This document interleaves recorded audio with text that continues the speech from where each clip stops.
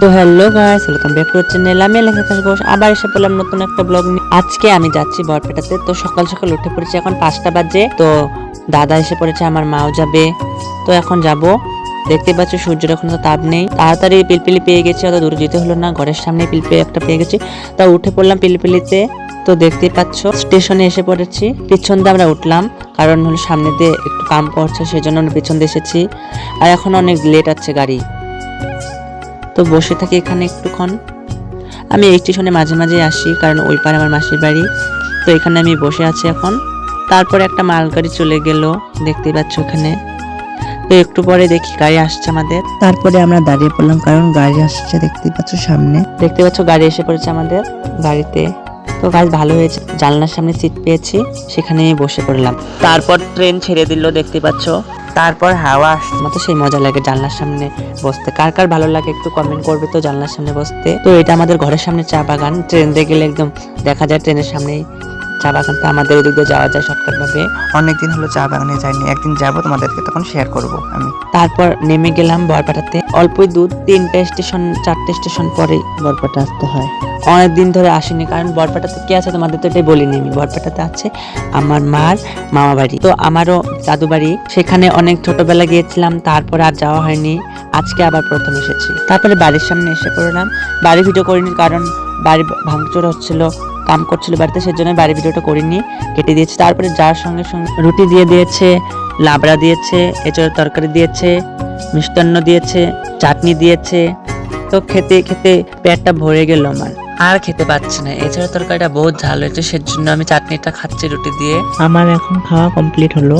তো আমরা এখন যাবো দাদুদের জমিতে, কারণ সেখানে বাঁধাকপি, ফুলকপি, টমেটো সবকিছু চাষ করেছে, সেখানেই যাব। তো তোমাদেরকে যে দেখাচ্ছি। তারপরে আমার সাথে মা, মাসি, দিদা আর দাদা চলে এসেছি খেতে।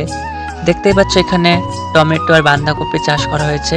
এখানে টমেটো গুলো পাখি নিয়ে গেলা, আর এখানে তো বাঁধাকপি গুলো এখন হয়নি, ছোট ছোট, সেজন্য আমরা দূরে যাব, সেখানে হয়েছে বড় বড়, সেখান থেকে নিব।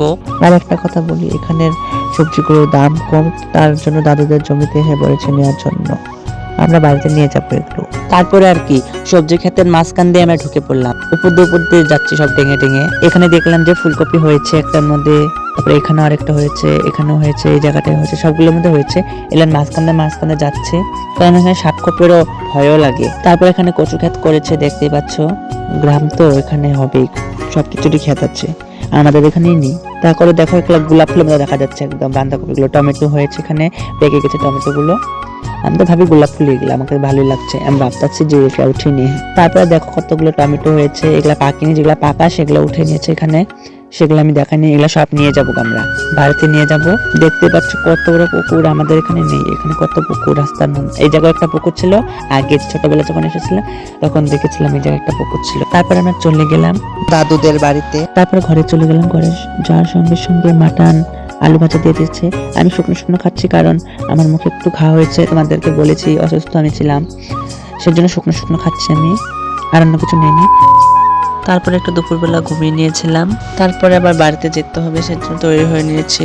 আবার যেয়ে দেখি মাসিও এসেছিল, মাসিও বলে যাবে গা বাড়িতে। তোমরা ভাবতে পারো কোন মাসি? আমার মার মামাতো বোন। তো চলো, যাওয়ার সময় দেখা হচ্ছে। তো এখন বেরিয়ে পড়েছি বাড়ির পথে। এখন পিলপিলেতে উঠে বসবো। তোমাদেরকে একটা জিনিস দেখাই, দেখো এখানে কত সাজনা হয়েছে রাস্তার মধ্যে, আর আমাদের এখানে একটা গাছও নেই, আর কেউ নিচ্ছেও না। দেখো আমাদের এখানে হলে তো কখনই শেষ হয়ে যেত। তো দেখতে দেখতে অনেকটা পথ এসে পড়েছি, এখন স্টেশন পাবো। তো দেখতে দেখতে স্টেশনের সামনে এসে পড়লাম। স্টেশন কত ভিড় দেখতে পাচ্ছ। তো আমরা এখন হাতে সব ব্যাগপত্র নিয়ে নিলাম, ব্রিজে উঠবো এখন। তো দাদা এখন টিকিট কাটছে, দেখতে পাচ্ছ টিকিট কাউন্টারে। তারপরে একটু কফি খেয়ে নিলাম, কারণ অনেক মাথা ব্যথা করছিল, সেজন্য একটু কফি খাইয়ে নিলাম। মাসি খাওয়ালো আমাদেরকে। ট্রেনও এসে পড়েছে তাড়াতাড়ি করে, মাসি বিজনি নেমে যাবে। তারপর আর ভিডিও করতে পারিনি, অনেক ভিড় ছিল। এখন থেকে তোমাদেরকে রেগুলার ব্লগ দিব, আমি সবসময় দিতে থাকবো। তো আমরা বঙ্গাইগাঁও এসে পড়েছি, তো নেমে পড়লাম, দেখতে পাচ্ছ। এখানে অনেক ভিড় ছিল তখন। তো আমরা ব্রিজে উঠে পড়লাম। এখন আর ভিড় নেই, এখন আর ব্রিজে মানুষ নেই। দুই একজন মানুষ আছে, সেগুলা এমনি আসে বসতে এখানে। এখন আমরা পিলপিলিতে চলে যাব। তারপরে আমরা এসে পড়লাম, এখন পিলপিলিতে উঠবো। পুরো ভিডিওটা দেখার জন্য অসংখ্য ধন্যবাদ। আর ভিডিওটা ভালো লাগলে লাইক, শেয়ার, কমেন্ট, সাবস্ক্রাইব করে যাবেন।